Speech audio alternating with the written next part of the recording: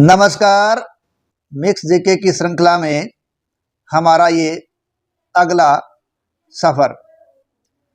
हमारा आज का पहला प्रश्न है, चंद्रगुप्त मौर्य की सेंड्रोकोटस के रूप में पहचान किसने की? John Marshall, William Jones, James Prinsep, V Smith. देखो, ये पहचान करने वाला व्यक्ति है विलियम जोन्स। देखिए, चंद्रगुप्त मौर्य को ग्रीक साहित्य में सेंड्रोकोटस या एंड्रोकोटस आदि नामों से जाना गया है। स्ट्रेबो और जस्टिन ने चंद्रगुप्त मौर्य को सेंड्रोकोटस, जबकि एरियन और प्लूटार्क ने एंड्रोकोटस और फिलार्कस ने सेंड्रोकोप्टम नाम से संकेत किया है। लेकिन सर्वप्रथम विलियम जोन्स ने सेंड्रोकोटस की पहचान चंद्रगुप्त मौर्य के रूप में की है। तो चलिए, अगला अपना प्रश्न है, चंद्रगुप्त मौर्य का प्रधानमंत्री कौन था? चाणक्य, मेगास्थनीज, दुशासन, उपगुप्त। तो ये व्यक्ति है चाणक्य।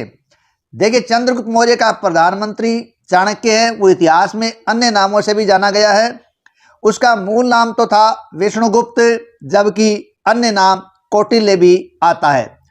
तो चाणक्य, विष्णुगुप्त या कौटिल्य, जो चंद्रगुप्त मौर्य का प्रधानमंत्री था, उसकी एक प्रमुख रचना है अर्थशास्त्र, जो एक अमूल्य निधि के रूप में मौर्य काल को देन है। जो अर्थशास्त्र है वो राजनीतिक सिद्धांतों की एक पुस्तक है। अगला प्रश्न है, चंद्रगुप्त मौर्य ने नंद वंश के किस शासक को समाप्त करके मौर्य वंश की स्थापना की थी?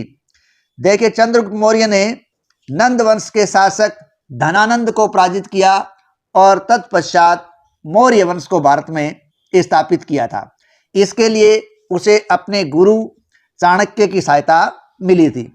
और किस प्रकार चंद्रगुप्त मौर्य के द्वारा धनानंद को पराजित किया गया और भारत में मौर्य वंश की सत्ता स्थापित की गई, इस घटनाक्रम का वर्णन है वो विशाखदत्त की रचना मुद्रा राक्षस में किया गया है कि इसके लिए चाणक्य के द्वारा किस प्रकार की योजना बनाई गई थी।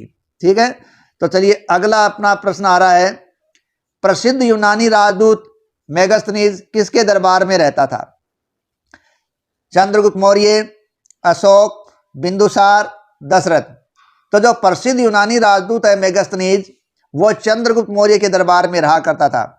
ध्यान रखें कि चंद्रगुप्त मौर्य और सेल्यूकस, जो सीरिया ग्रीक का शासक था, उनके बीच 305 ईसा पूर्व में संघर्ष हुआ था।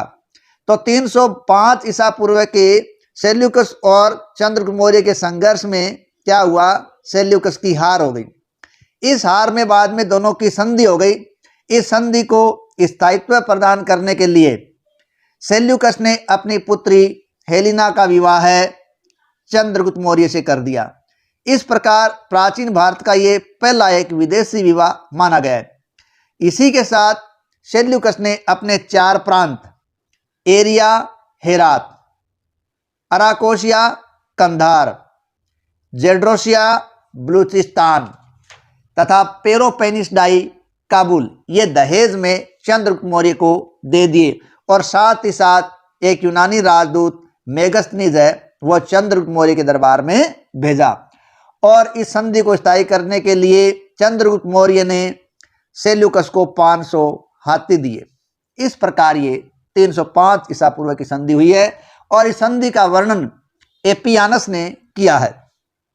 नेक्स्ट हमारा प्रश्न है, कौटिल्य की विश्व प्रसिद्ध रचना क्या है? तो कौटिल्य की जो विश्व प्रसिद्ध रचना है वो है अर्थशास्त्र।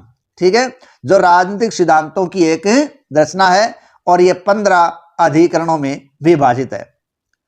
अगला प्रश्न है, इंडिका किसकी रचना है?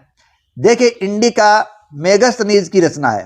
ठीक है, हमने ऊपर बात की है कि यूनानी राजदूत मेगास्थनीज चंद्रगुप्त मौर्य के दरबार में था। जिसने जो रचना लिखी है वो इंडिका नाम से जानी गई है। ध्यान रखें, इंडिका जो रचना है वो अपने मूल रूप में हमें उपलब्ध नहीं हुई है।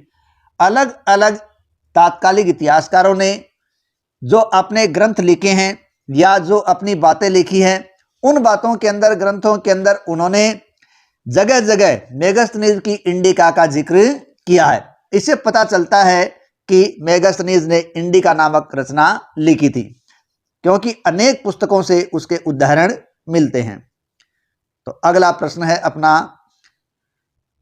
अशोक का कौन सा अभिलेख दो भाषाओं में, ग्रीक और आरामीक भाषाओं के अंदर लिखा गया है? तो देखिए, अशोक का जो सारेकुना अभिलेख है, ठीक है, वो दो भाषाओं में लिखा गया है। कौन कौन सी? ग्रीक और अरामीक भाषा के अंदर लिखा गया है।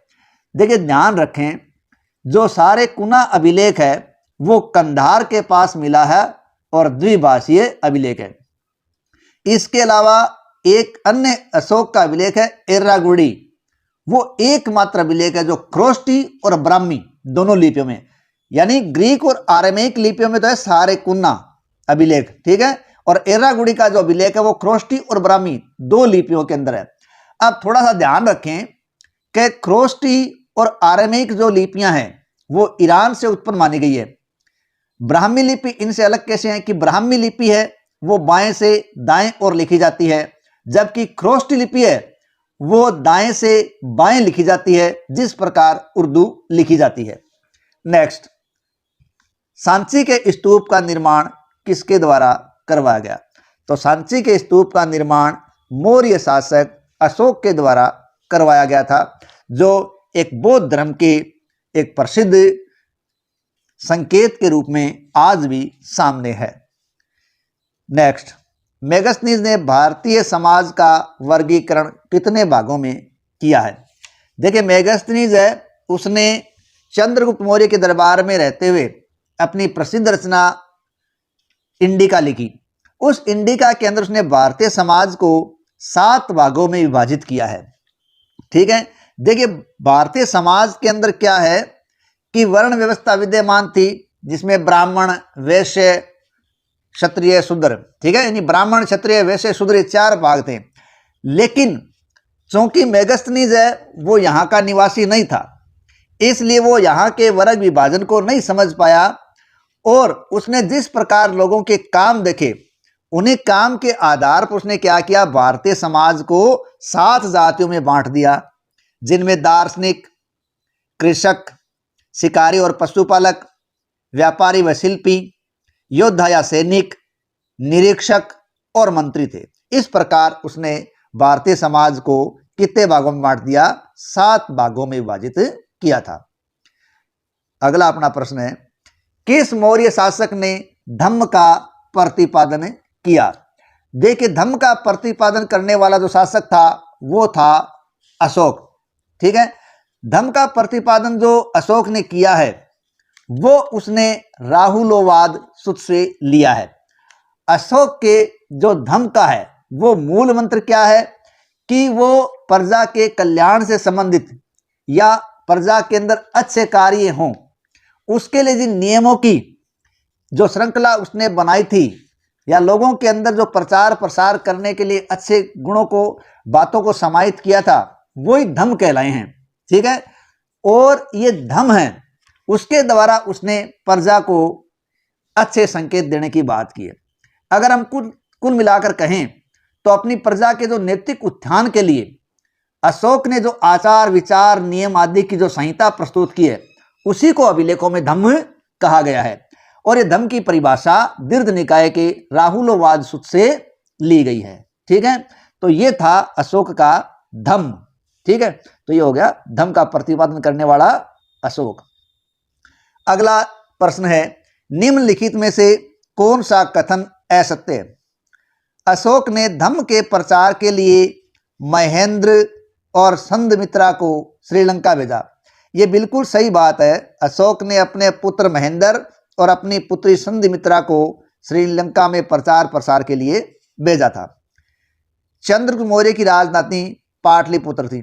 ये बात भी बिल्कुल सही है, चंद्रगुप्त मौर्य की राजधानी पाटलिपुत्र थी, जो आज का आधुनिक पटना है।